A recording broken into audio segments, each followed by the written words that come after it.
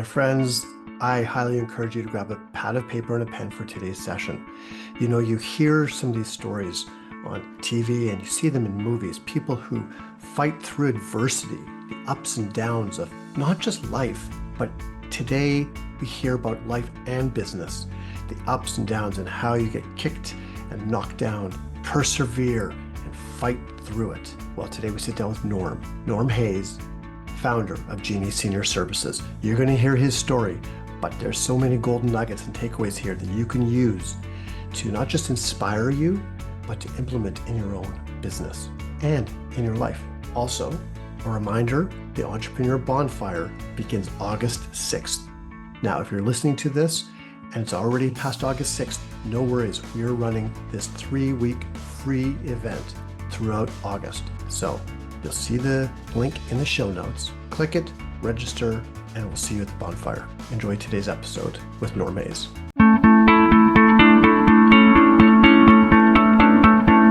Hi, I'm Marshall Stern, and I've spent over 35 years leading and growing multiple small businesses. I know firsthand the struggles of entrepreneurship, feeling isolated, lonely, overwhelmed, and feeling like you have to do it all by yourself.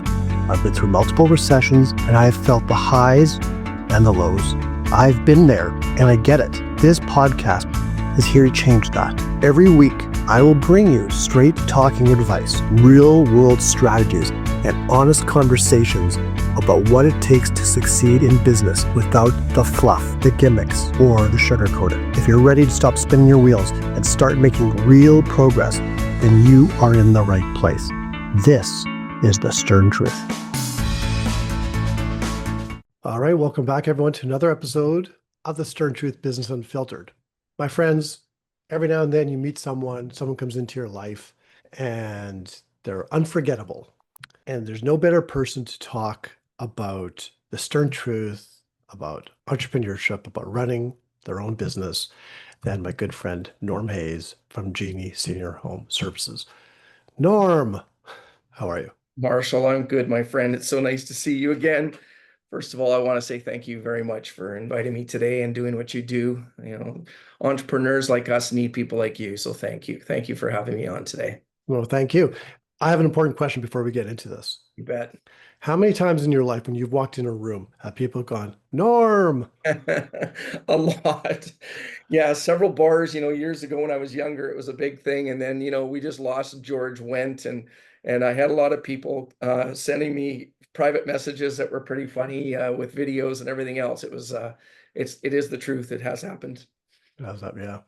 So I know your story, and I have to say for our audience here that a little over a year ago, you sat on a panel along with myself and some other entrepreneurs at the Entrepreneur Growth Summit back on June 1st, and you had most of the room in tears. Yeah, including myself. including yourself. So tell us a little bit about, I guess, first your business. Sure. And then I want to hear your journey.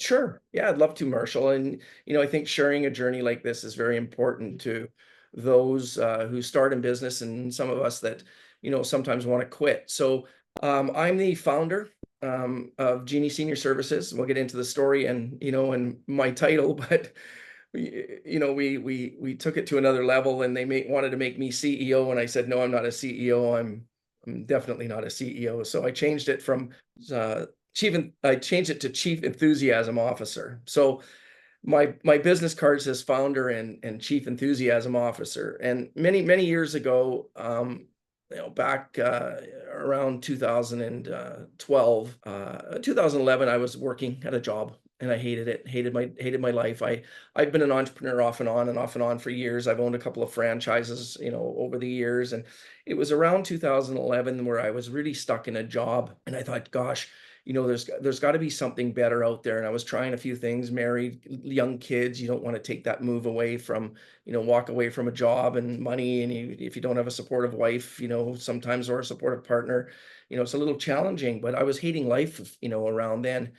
And then I got smacked upside the head really hard in 2012. I lost my father, who was the greatest guy on the planet.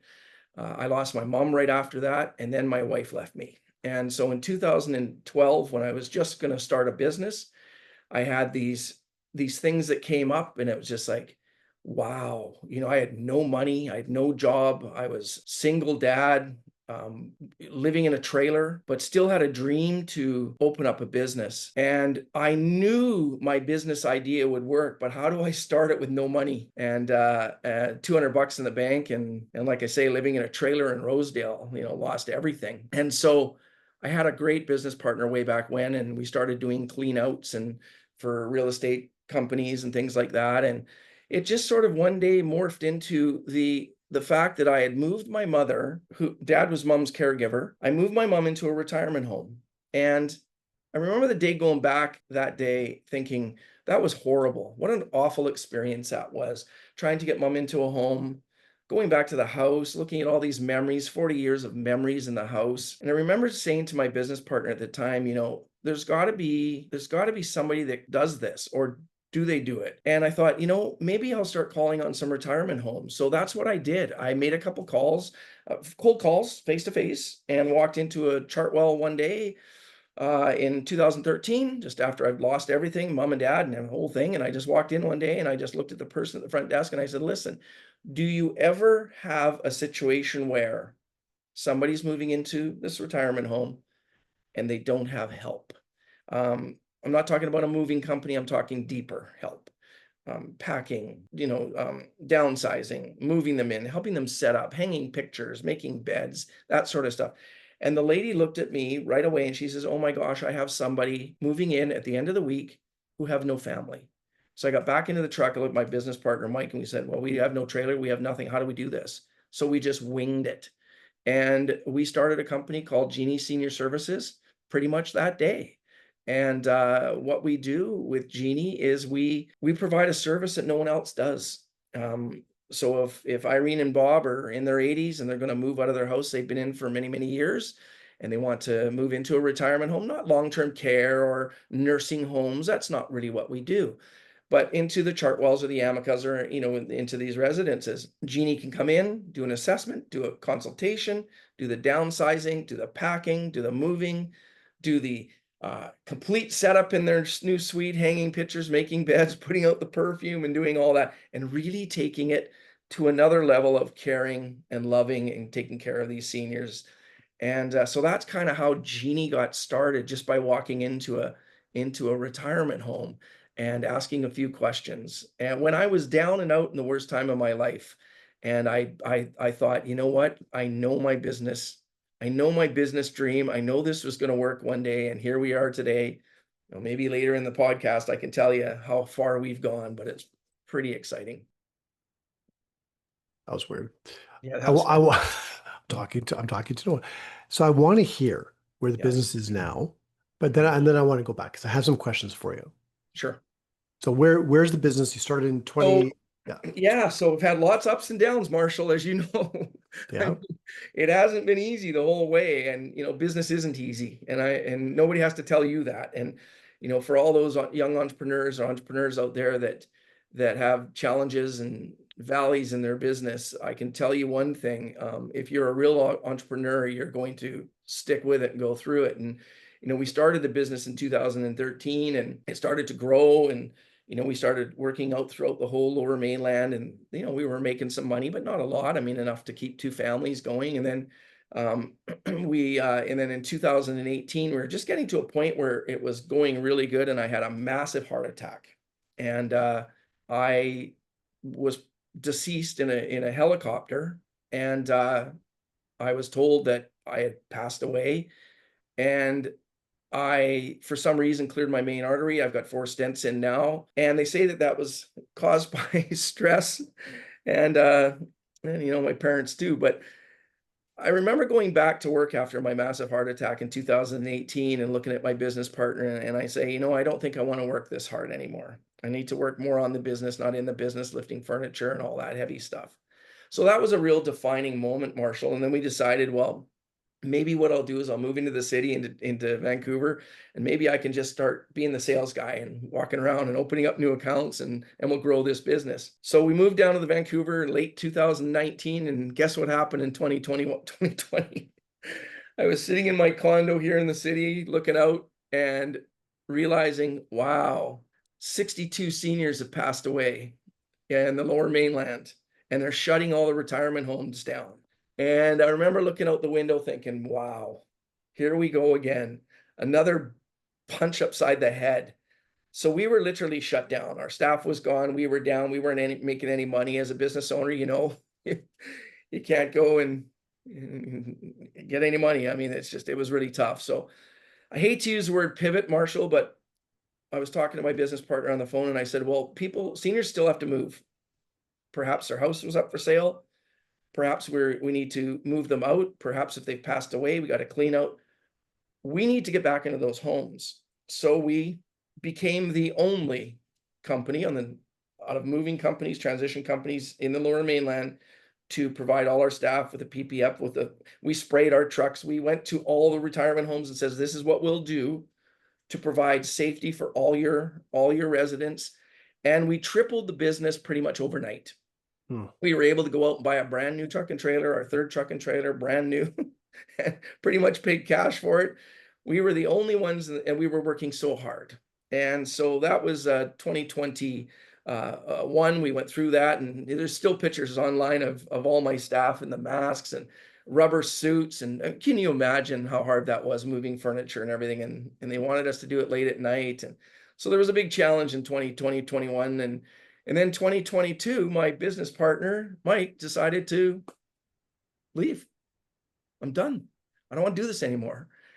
And that was probably the biggest pivotal moment in the business, the third punch up in the head, because Mike was so pivotal in this business with me as a partner. I was very good at doing things, and he was very good at doing the stuff I didn't want to do. Anyway, so led to in 2022, I made a phone call to a couple of people who I really, really admire. A couple of people, Craig and Kristen, they were ex 1-800-GOT-JUNK people. I had met them. They had built a franchise brand. They knew franchising. They both had experience in growing brands while one day painting 1-800-GOT-JUNK, their own brand that they were building up to 36 locations. And I made a call, Marshall, on a Friday night after my partner walked away, because I'm thinking my business is done. I wanted to franchise this business. I wanted to franchise the business so much.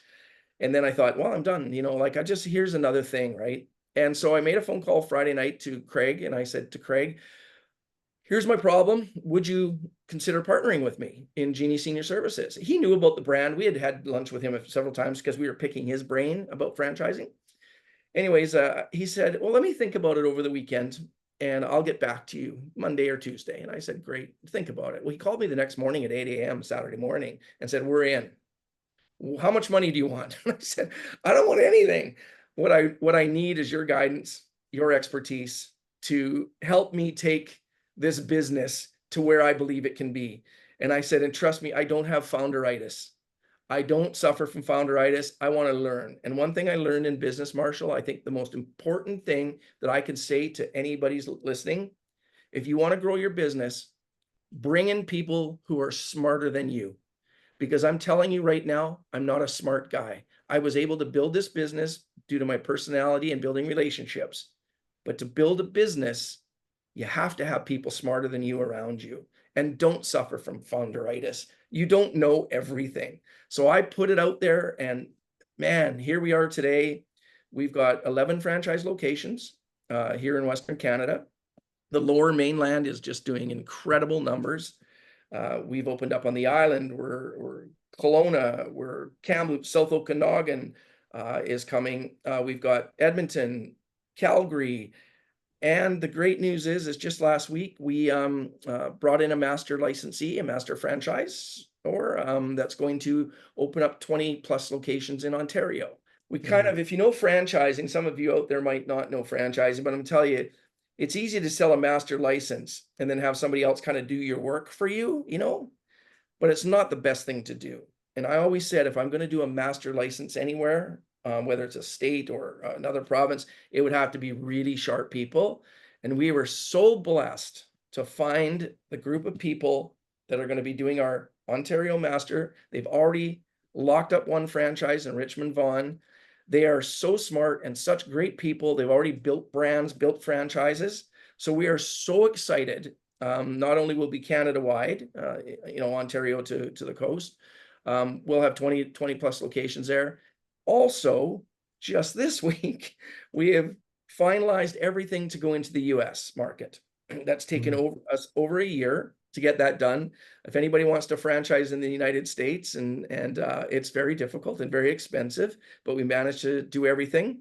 And we've got 2 disclosures out right now for the USA, and we plan to be in every state, every city in North America within the next 10 years. And so I'm pretty excited to think that this little business that we started with $200 and no money is going to be, I'm never going to compare myself with 1-800-GOT-JUNK. That's a pretty lofty comparison, but if we can be in most major cities in North America within 10 years, I think we've done a really good job. So I really don't know what else to ask you, because you've answered most of the questions I normally ask my guests. But I hope so. Here's the thing: I hope the people that are watching or listening, watch and listen again, because, like I always say, and I'm going to ask you this question, but because my late father always would say, if you're going to go to a seminar, this was before he passed away in the 80s, so there wasn't the internet and all that stuff.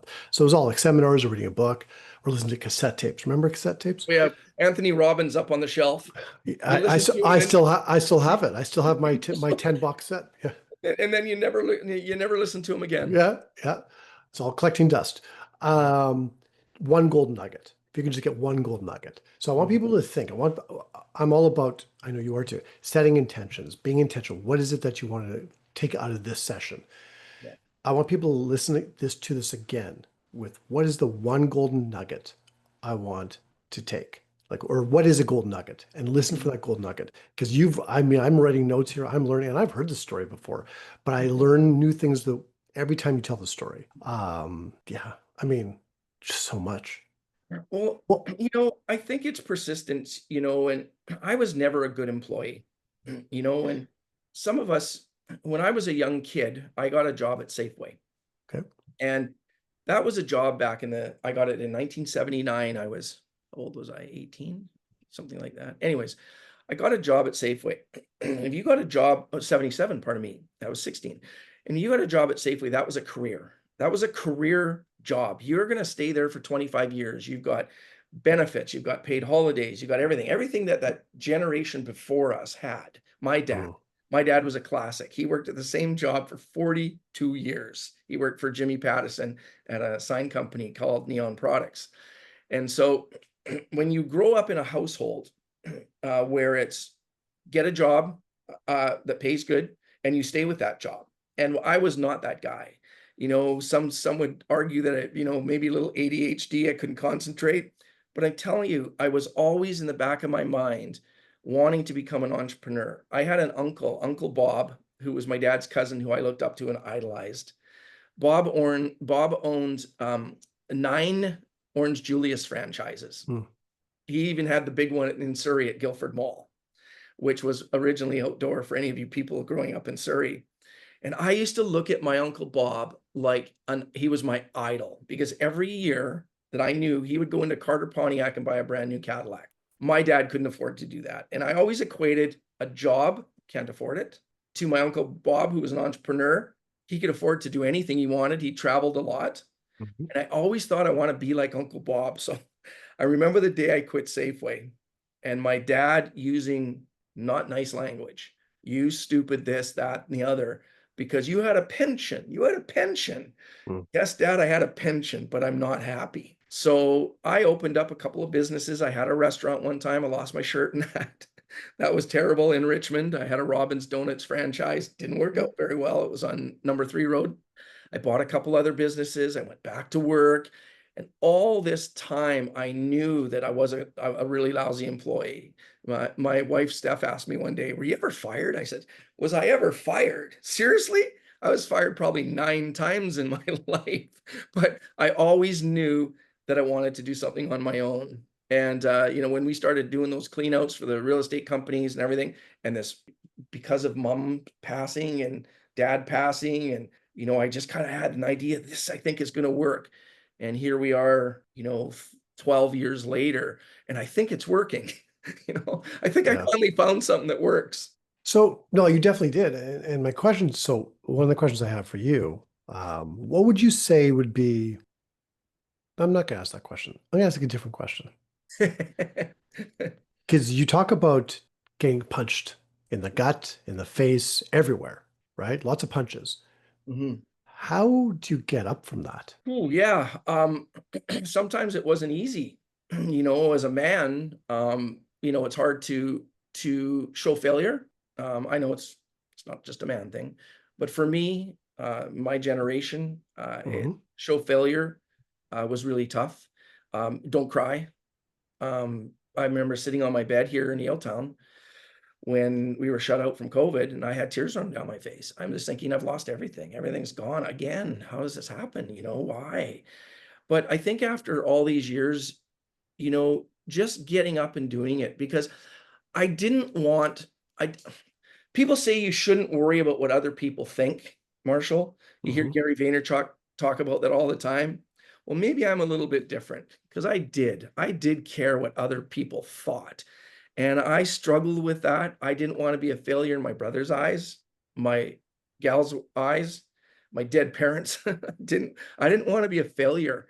And to me, walking away from, the struggles with COVID or even the heart attack, my wife works for the government and she deals with sickness. And I hear people that have heart attacks and they're off for a year. Do you know what I had to do? I had to go back to work in 1 week.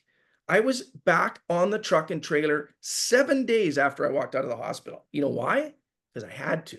I had no money coming in, right? And so you just have to dig deep and go for it, and just don't let shit get you down. Like it's pretty easy to say, but I had to. I had no other income, back then, and there's nothing you could do. I had a hernia back then. For some of you that had hernias, I had to go work on the truck. There's just me and Mike. There's no one else lifting in heavy furniture because you dig down and you just don't give up. And I guess that's just what I did, to be honest with you. It's all about resilience. It's that famous Mm, word, right? mm. And so someone's listening to this. So we just say, dig deep and just go for it. I had no backup plan. You have no backup plan. No backup plan. I had no money. I didn't have parents with money. I wasn't going to ask my brother for money. I Yeah. Yeah. refused to ask my partner for money. I had no backup plan. I think that the thing is I look at a lot of, especially young entrepreneurs, some digital entrepreneurs who are living in the basement of mom and dad's house, who find themselves in a bit of a struggle sometimes, and they can go up to dad and say, listen, I need 20 grand. Mhm. I couldn't get 200 bucks. So I had no other choice. It was up to me to do Yeah. it. But some people, okay, and yeah, I don't like to blame the economy. I'm not blaming the economy, but we are in a more difficult economy. We have been for a long time. Some companies have flourished in with the pandemic and whatnot. But the last year and a half, things have, a little bit slower for a lot of people. What separates though? I mean, I think I know what your answer is going to be. Mm. What's in your eyes, what separates those who get through the shit and Mhm. succeed? Success is determined, it's a personal thing, right? Yeah. From those who don't, from those who continue to struggle or give up and quit. Yeah, I mean, I think that it's like marriage. Quite honestly, it's too easy to get out of a marriage today. It wasn't back in the 50s and it wasn't back in the 60s. It's just too easy to walk away from a relationship. And I think a business is a relationship. Business to me is a relationship, and it's exactly, with my relationship with my partner. If when she says, what happened what was the best thing that happened this week? What do I talk about? I don't talk about what we did, dinner we had.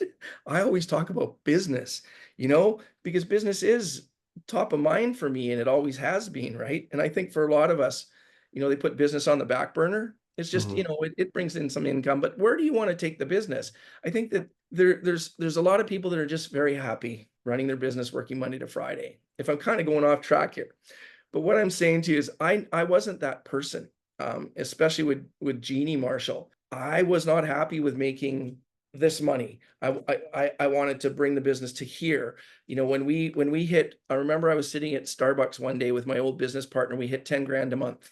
It's just like, and he looked at me, he goes, dude, we're gonna hit 10 grand a month. I'm thinking, wow, I can maybe take two out of that, right? 2 grand out of that. We're gonna make 10 grand this month. And we're high fiving, now you think of what that location, my old location that I sold, is doing a month now. We're talking 160 grand a month. Mhm. So looking to scale your business is something that I really wanted to do. And I think that we get complacent. And I think that if I could give any advice to anybody is look how to scale your business. Do you have to hire some more people? How do you double your income or profit? What do you need to do? What do you need to do that? How can you work less and actually make more money? That sounds cliche, but quite honestly, but I think that people give up too easy. I really do. Yeah. And the economy, like you say, things are different and there's way more competition. How many web designers are there now? 10 years ago, there was 8 people that I could find that could do web designs. Now there's 800. So I get it. So you got to niche yourself again. And I think that that's important, right? Yeah. No, no, 100, I agree 100%. No, there's great, so many gold nuggets here. What would you say, before we go, what would you say would be the number one, if you could pin one thing on your success? Mm. Well, you know what? I think it's how you treat people too, whether it's my business partners, or the franchisees, or how the franchisees treat their customers, their clients. You know, um, uh, it doesn't matter how much money you have or what car you drive. It's how you treat people. Mhm. And I, to this day, still, Marshall, even though I'm not involved in the moving business, the Genie business in the Lower Mainland, I still stop into the homes. Do you know that I went saw an ex CFL hockey, CFL football player who won a Grey Cup ring. I moved him in 6 years ago into a Langley home, and I still go see Jim. And I really believe that it's how you treat people and how you come across. And people always want to do business with nice people. And they'll remember you for what you've said to them. They're not going to remember on how cheap the bill was, right? Yeah. Um, Yeah. so I think that that's what I really can do, take away relationships with people. Jimmy Pattison, I remember watching an interview with him one time, and he said, um, it's about the relationship you build with the people. And I believe that that's why Genie has done so well, because we truly care. It's a business about helping seniors, and it's a heart-centered business too. I love that. Yeah. I mean, it's the whole like Maya Angelou, right? People won't remember what you said or what you did. They'll remember how you made them feel. Yeah, And, totally. and it just, and it all comes down to leadership, Yeah. right? You And start at the top. really, this whole thing's been about you being the leader for Yeah. yourself and for this business. And you talked about like the way you treat people and also about bringing people on that are smarter than you. That's a big thing, Marshall. I mean, You you and I have know, talked about that before. yeah. Like, and One there's of my, certain things we don't want to do, right? I don't want to write franchise agreements. Are you kidding me? but one of my coaches once said, I loved what he said. He said, if you're the smartest person in the room, you're in the wrong room, Heck yeah. Yeah. right? So surround yourself with people who are one step ahead of you or smarter than you. Right. That sort of thing. Okay. Is there something you're like, if people want to get in touch with you or with Jeannie, Sure. we put it Yeah. in the show notes, but what's the best way? Oh, sure. I mean, Genie Senior Services is a franchise, and we're sold out in British Columbia, and we're sold out in Alberta, and we're growing in Ontario. But if you have friends or family, if you have anybody that's looking to perhaps maybe leave their job, their corporate job, they're thinking, of maybe stepping outside their job like I did. And Genie's a really, really nice business. There's not a lot of competition. The margins are good. You're working with excellent people, and at the end of the day, when you've moved Margaret and Tom into a beautiful retirement home, at the end of the day, there's hugs and perhaps even tears, because Mm, you've helped them through one of the biggest transitions in their lives, to move out of their house into a retirement home. And we're in for a silver tsunami right now with seniors moving. And there's nothing better than getting that hug and a tear maybe at the end of the day, and a big thank you from either them or their family. So look up Genie Senior Services. I mean, I'm not here to sell anybody on anything, but yeah, www.genieseniorservices.com. Go in there and have a look at the franchise page. Read some of the comments from people. But it's a really nice business. perfect. No, I'll include that in the show notes. And I mean, we're worldwide. So we're Yeah. not just here in Vancouver. We have people throughout Toronto, throughout the United States. And we're actually, I believe, in 4 countries, 61 cities in 4 countries. So We far, do. so far. but we've just started. Just like you did 12 years ago. We have just I love started. it. I So, love it. Norm, it's always a pleasure. I know I talk a lot, so I hope That's why I brought you on. That's why I brought you on. I hope there's one golden nugget I can give. And if anybody wants to ever reach out and talk to me, hey, if I can talk to you personally, my contacts on the website, call me. I'm always eager to talk to young entrepreneurs and people who are looking to maybe just to chat with someone. Love it. Thank you so much, Norm. Thanks a lot, Marshall. Okay. And thank you. I appreciate you. Thank you. And I want you guys who are listening, comment, share, subscribe, tell your friends about this. Seriously, copy the link, send it to your friends, whether they're thinking about getting into business for themselves or they've been in business. Norm's awesome. And appreciate you. Thanks. Comment below. I want to hear it.